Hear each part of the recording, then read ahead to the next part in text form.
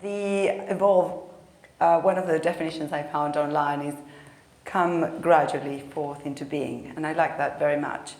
So I thought, okay, so what do I like about that, and how does that tie into what I'm so passionate about, which is technology, but also to bring in the entrepreneurial spirit and business skills to children.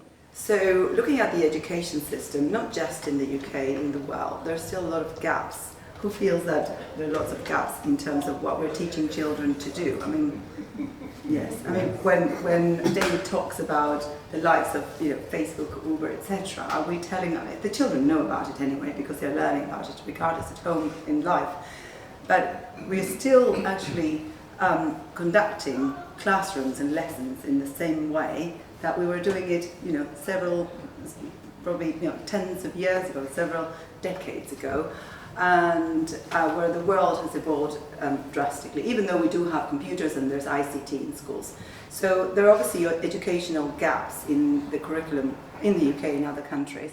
And so with that in mind, I thought it was a very good idea to bring skills to children to make them sort of learn new things. And that's one of the purposes and the mission I have with Bizworld. So what is this about, and how did it come to being? How did I evolve into becoming an entrepreneur as a side project? Because I also work in a corporate environment to kind of fund my entrepreneurial activity. Basically, I started in Argentina, which is a very chaotic politically and economically country environment. And so people are entrepreneurs out of necessity. It's not necessarily present, but it's just kind of you have to get by and do it. So people get by, but there are a lot of constraints. And I was fortunate enough to be continuing my journey into moving to California. I lived in San Francisco and I worked in Silicon Valley. Because I was working in technology, I started programming also when I was 17 with an even older technology that you used before. So I'm not going to mention it. It was called a Commodore 64. Yes, in BASIC. Good. Anyway, so Silicon Valley, late 90s, amazing time to be there. And when I was there, I really got an excellent exposure to what entrepreneurs are about. And it's that art of the possible. Anything, everything is possible. People have absolutely no constraints. They have no limitations, no boundaries. And one of the biggest lessons that I learned, they're not afraid to fail. Actually, people meet up in these cafes, either in Menlo Park, Palo Alto, or whatever, somewhere in the South of Market, for those of you that have been to the Bay Area, which is not particularly glamorous anyway. And they just talk about all the failures that they have. Oh, how many startups did you fund and failed and this and that? So it's not a liability, it's actually an asset. And that, I think, is a key component because that liberates the spirit of trying again.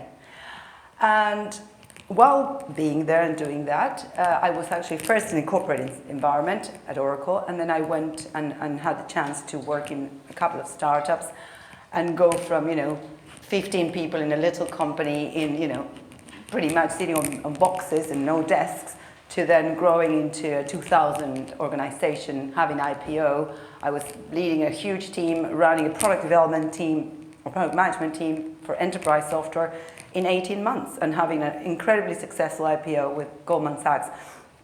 18 months later, unfortunately, we got locked up, market crashed, 2000, I'm still working. So, nevertheless, one of my failures, not particularly personal because I wasn't the leading person, it was a team effort. So moving on, and life brought me to Europe, so that was a bit of a shock. So, the downturn of the first internet bubble and exposure to European culture, a bit of, not just the UK, also Scandinavia, etc. So it was a bit of a culture shock, but it was a great learning experience as well. So applying the learnings from the entrepreneurial world and trying them differently, and also in a moment of challenge in the business in the areas. It wasn't as great as it is now in terms of technology adoption and financial stability. So went back to the corporate world again out of necessity, became a mother, and my journey went in a different direction. But I still had that entrepreneurial passion. I was always thinking, what can I do? What should I do? And one day I had a moment, and I remember this project of Bizworld, which was started by Tim Draper in Silicon Valley to actually inspire children about entrepreneurial activity, about business. And I had volunteered before, so I thought, well, why don't I bring that to the UK? And again, that moment, I started doing a bit of research. I thought, okay, I can make this really big and become really worried and become like, oh, this is not going to work. I'm not able to do it, and how am I going to... And then I decided, okay, I'm going to make it a project. So it's just going to be a project. And I called them up. I said, look, I want to bring this to the UK, and I want to make it a little project. Let's try it out, a pilot, like programming. You start with a little pilot, with a little concept. Now in Agile methodology, start with a little Scrum, and do a sprint. So whatever that means. For those of you that know technology, it's like the first phase, that don't know, sorry. And there we are. And so it was actually really fascinating and eye-opening, because I ended up living the talk. I ended up living the experience of becoming my own entrepreneur. So starting my own venture. And I thought a lot about it, and I decided to make it a charitable organization. I thought that I wanted to make sure that a lot of people participated in this project, and it wasn't about me, and it wasn't about money, and it was about reaching out and bringing this incredible set of skills and tools to children for them to learn. So after a few coffee mornings with the mums from school in stolen times from my normal job, they said, oh, well, let's do a pilot. Nobody wanted to try it. Nobody wanted to go into a school and sell it. So we said, okay, well, let's do a pilot. So we did a pilot, and then all of a sudden we started having a community of mums. So there was an evolution there as well. Mothers that were fortunate enough to be stay-at-home mums, but they also were feeling quite inadequate because they hadn't been at work for a number of years. All of a sudden they were getting into doing something, doing a project, creating something and feeling part of it with things that they knew, because they knew children. They knew how to organize birthday parties, how different it is to organize a birthday party that to organize a course for children, which is a competition to learn about business. And then we got some volunteers who were executives to teach. And all of a sudden, Bizworld was born. And so after that, a first experience, 20 children over 2 Saturdays, we had a list of, waiting list of dads and mums knocking on our doors saying, can we help? And we had people saying, can we be on your board?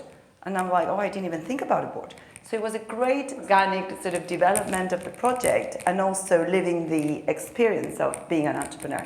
So fast forward 2 years, we are now teaching children. We've taught about 2,000 children, so it's still a small project. We decided that the strategy is to teach this course in both independent and state schools, because we want to be giving this opportunity to any child. It's not about only exposing these activities to underprivileged children or children from different backgrounds. It's about giving this access to everyone, and also having the credibility from the top educational institutions in the UK that endorse this course. So it's about, I'll tell you a little bit about the course. I don't even know how I am with time, but it is about teaching children. So they pretty much start from zero, setting up a company, applying for jobs. They create their own company names, register them in Companies House. They develop a business plan. So they really need to think about why they're in business, who is their target audience, what value they're going to create, what products they're going to make. And then they have to put it all together with different tools. In some schools they actually write it up, in some other schools they make drawings, in other places they actually use iPads, and they present their plan to a venture capitalist. So part of the course is we bring an outside executive or entrepreneur and as a volunteer, and they spend an hour pitching, or 20 minutes each team, 15 minutes, pitching why they're in business and why they're going to be successful, and they need to get this early first round of funding. And they understand the concept of shares, they understand the concept of ownership in a company. So that's the first step. And after that, they get on to designing the products, manufacturing the products. One of the main products we do is friendship bracelets. So it's quite sort of physical, and there's an opportunity for all the children to play the role that they like. They're creative children that do typically manufacturing or design. They're sort of more business savvy children that want to be the head of sales. The people like communication do marketing, and then you also have the maths wizards who do the finance side. So they actually do the full life cycle, and we call it the entrepreneurial cycle.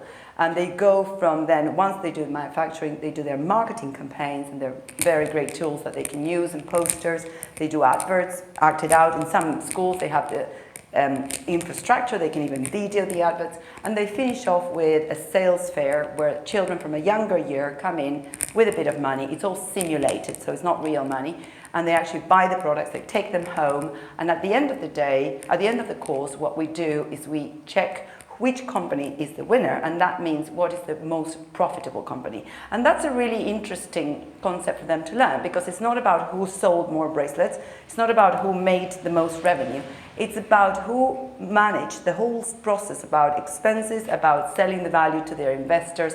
They can also get loans from banks, and at the end of the day have still kept the most value in their company. And it's a fantastic experience, and children blossom.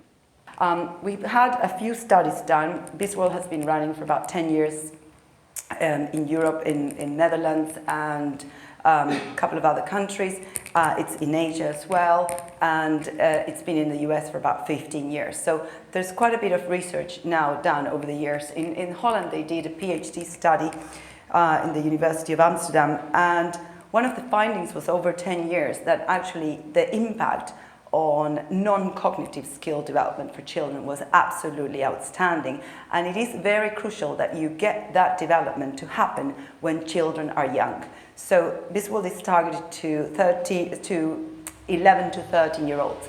There are other programs out there, as there's always, and it's not about competition, because also the more the merrier, but there are more established programs that target the sort of 15-year-old onward bracket. And Bizworld is very good. It's a very sort of well-organized, very safe environment for them to play.